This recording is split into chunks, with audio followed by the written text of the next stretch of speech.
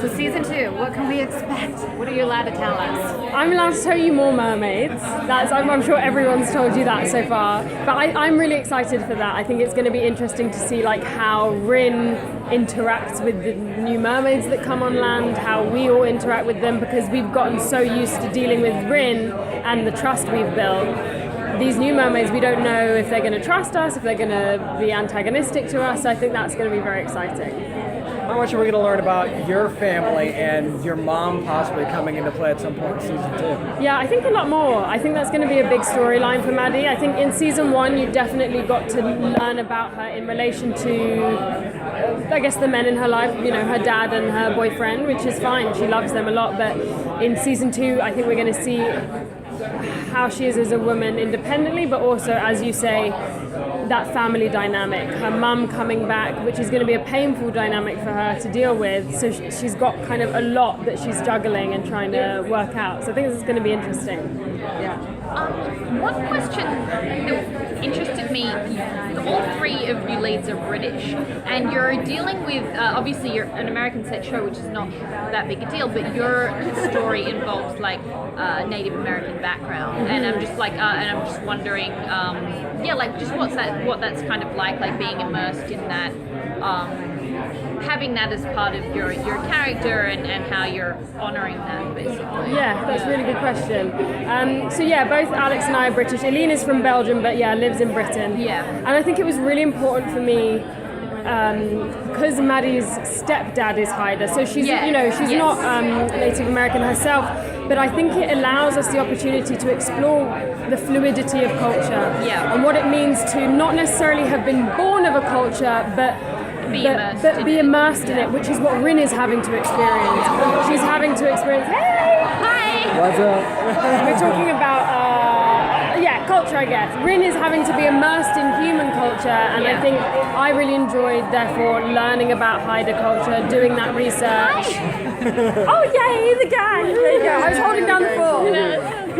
I'm talking about how, she asked a great question about learning about Haida culture, and I was saying how you've been doing research on it, and also that Rin is being immersed in the human culture.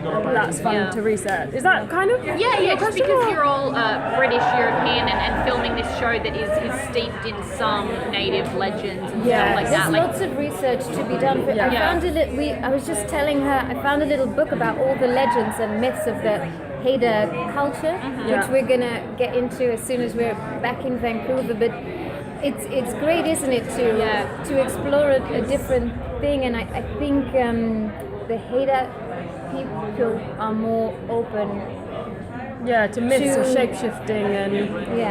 And it's where we are in Vancouver, where we're shooting. There's like a big Haida community there too. So we're kind of luckily immersed in some of it too. So it's there if you want to go and find it. Yeah, because the Pacific Northwest is such a famous, it has its own unique legends. And obviously I'm Australian, so I don't know that much. But I know it's a specific, really specific native culture. Yeah.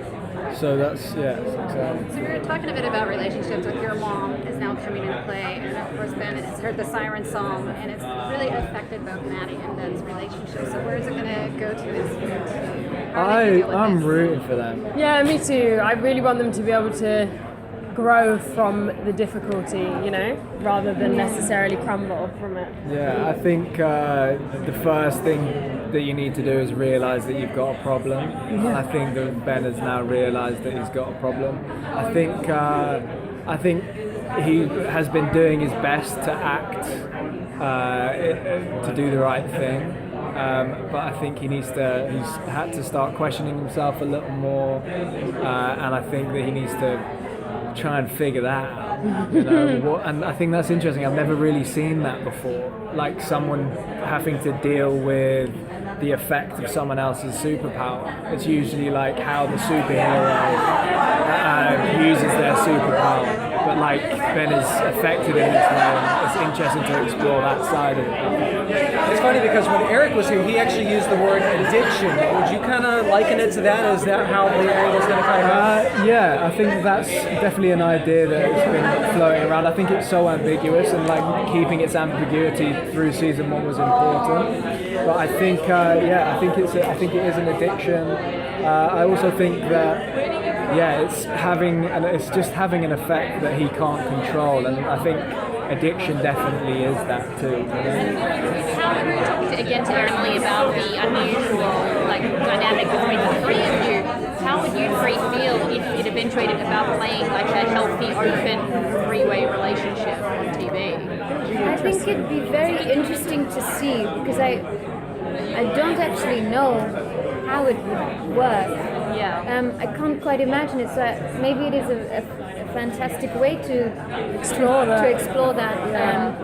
I think maybe because Rin is mermaid and for her things are so different in the way she shares and gives love, maybe it is a bit more flexible of a model than perhaps if we were in a very realistic TV show it's just interesting because there are a couple of popular shows at the moment that deal with. There's a Netflix show called You Me Her, which is about it's about like a suburban couple who end up in a three-way relationship. And it's very healthy and unusual. So, and yours is the only other show that's picking that's like that would be possible. So it might be. I only know like one. I know in my real life. I know of a couple that is a 3. Yeah. And for a while it worked for them. So who knows? Yeah. It's just a bit different to the girls fighting over the. Yeah, exactly. It doesn't fall into the stereotype. And I think throwing a mermaid into the mix of that trio does Switches kind it of up. switch it up. Now that Rin knows that she does have the siren song and has power over humans, is she going to be able to control it in some way to use it? I think that's a great journey. I think maybe for that Rin needs to go on in season 2 is exploring the effects of it and seeing is it something she can manipulate to actually have more of a less damaging effect, or is it one of those things it's like a weapon she needs to just never use it? I think that's a great journey for her to start going on and trying to discover And also that. as a woman, what that relates to too, the kind of because metaphor that. As Eline watching, this is not me, but I'm always wondering with the power of that song and what that's created, that addiction. If I were in, if I'm just watching, right? If I were in, I'd want to sort of see, is it just the song or is it like, are you is it real? Is it me or is it the song? Yeah. That's really interesting. But that's very human. I don't know if Rin quite sees it in that sense. But Thank you so much. Thank you.